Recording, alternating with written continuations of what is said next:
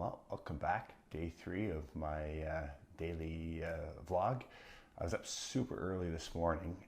As I mentioned before, I think I've got my studio open house for Giclées coming up in just 9 days. So it's going to get really hectic around here. What I have in front of me here are my Giclées reproductions.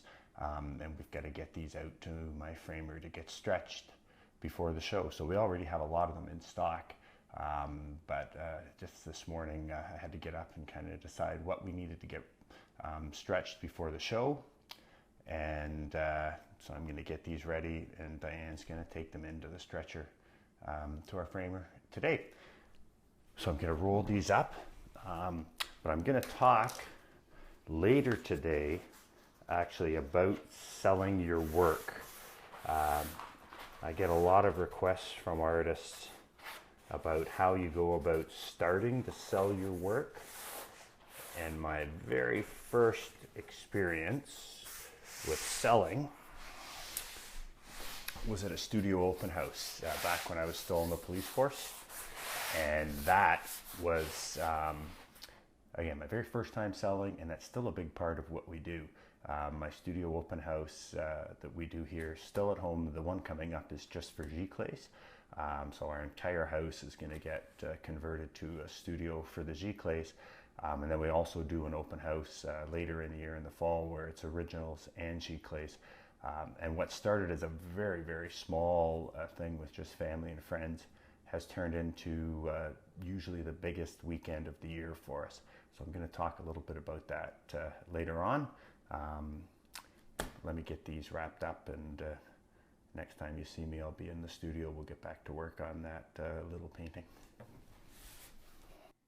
Okay, I'm about to get started on this piece. I'm just going to remind you though where we are and what stage this is at, in case you're just joining and missed the first two episodes. So I'm painting on canvas, and what I do is I tone my canvas red with fluid acrylic. So that's a quinacridone crimson, and then once that's dry, using also fluid acrylic, purple and black, I block in a monochromatic composition, just blocking in the shapes and the darks, also in fluid acrylic.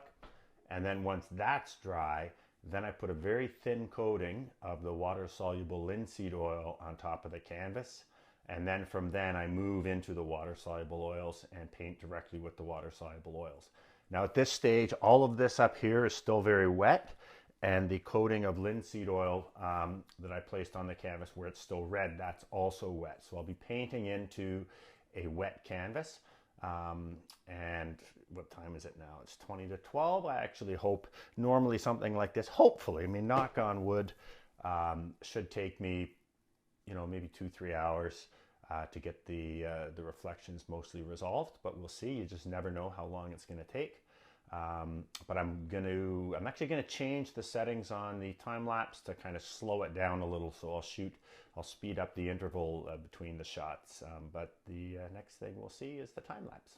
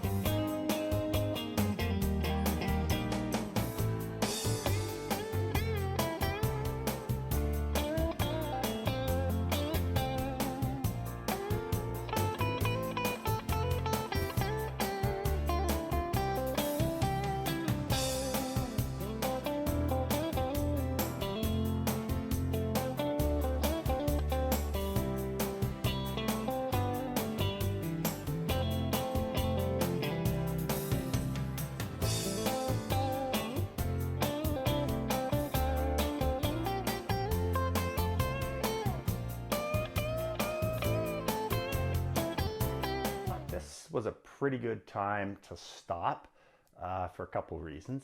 I was getting a little tired, and I can only usually paint for maybe an hour or so at a time before I need to take a break. Um, Speaking of which, one thing you can always tell when someone's not an artist because they'll say, well, that must be so relaxing to paint all day long. If you're a painter, you will know painting is many things. It is rewarding, it is challenging, it is exciting, it is frustrating, but more than anything else, it is draining. I never have as intense focus in anything in my life as I do when I'm painting, and that really, really drains you. So I only paint about maximum 4 or 5 hours a day, and I can usually only go for about an hour, hour and a half at a time. Then I need to take a break. So it's time for a break, but it's also time for a break because you may think from watching the time lapse, this has actually gone really well. You may think that I know where I'm going and I know exactly what to do next, and I actually don't. This is not a typical subject matter of mine with the reflection on the water. I do a lot of reflection on the water where it's just kind of generic, but this where it's kind of specifically related to what's above it is very different for me. So I've got it, probably the reflection part, about 85% done, but I'm not quite sure exactly what I know what the next steps are, is putting the lightest lights in and kind of blending this a little, but it's something I need to kind of look at this for a while and decide what I'm going to do. So I didn't want to kind of just keep going and potentially muck this up. I also found that, so I've speeded up the time lapse for how often it takes a photo, which I think makes a much smoother thing, but it's really kind of, you feel the pressure because it's going off like every 2 seconds. So you feel like, well, I got to be doing something. So in a way that's good because working fast is really a good way to work. But I said I was going to talk about how to get into selling. I had someone direct message me on LinkedIn the other day and asked me, like, he's an artist, he's an illustrator who also paints for his own pleasure, and he wanted to know how you get into selling your work. And so I thought this was a great opportunity to talk about that. So I can only really talk from my own experience, but for me, I was in that same sort of situation around 20 years ago when I was on the police force. My background was graphic design, and then I got sidetracked needing a full-time job and was tired of being a starving artist. So that led to 18 years on the Toronto Police Service. But I still painted as a hobby, and around the mid-90s, I started getting really serious with my painting and actually reached a point where I wanted to start selling my work. And I read a book. It was a great book by Carol Katchen, and I think it's called Selling Your Art. And so I thought, well, that's perfect. That's something I need. And one of the things that she recommended was having a studio open house, where basically you set up your house as a gallery, you have your work there, and you invite people to come. And at the first, it's obviously, it was friends and family, co-workers. And it did quite well that first time that I did it. But quite well then was about $3,000 in sales, which was about 40 or 50 paintings. So very, very inexpensive. But the thing was, I wanted to start selling my work and getting it out there. And the most important thing, this is what I learned back then, is when you have ideas like this, you want to start selling your work or anything that is that you want to do. This vlog actually is a perfect example of this, is you have to just do it. And you have to put pressure on yourself to do it. If you wait until it's the absolute perfect time, it will never come because it's never going to be the perfect time.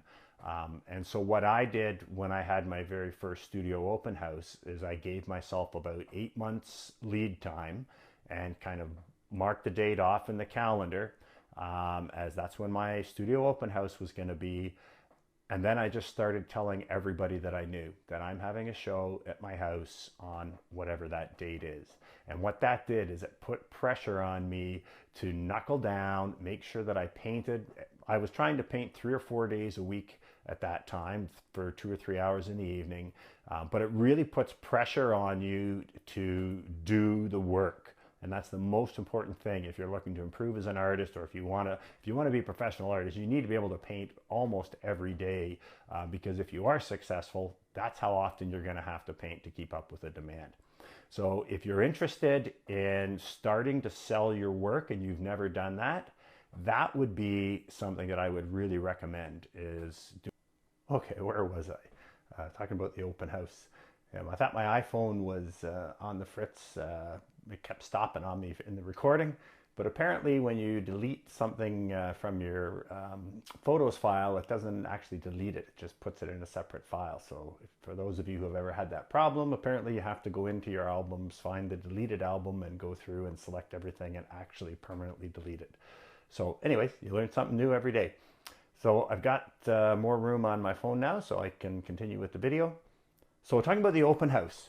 Yeah, this has actually been one of the big staples of my year now, for going back for 20 years. I actually stopped doing it for a couple of years when I was in showing in galleries, because I thought, oh, I'm too big now. I'm showing in the galleries. I don't want to show in my home. And all of the clients that I had from way back in the early days, they wouldn't come to the gallery shows. They just didn't feel comfortable in galleries, but they really felt comfortable coming to my house. And after a lot of pressure from them, I reinstated the open houses about 10 years ago. And I'm really glad that I did. They're now kind of our two biggest days of the year. I have a spring open house on Mother's Day where it's just for our giclées. And then in the fall, I have an open house where it's the originals and giclées. And last year, on our fall open house, I did $50,000 in sales over the Saturday and Sunday. I say that not to impress upon you what I have done, but to impress upon you what can be done. So if you're thinking, oh, a studio open house is kind of a bush league thing, and I don't really want to be associated with that, nothing could be further from the truth, at least in my experience. So I'm going to be getting my house ready over the course of the next 9 days for my giclée open house.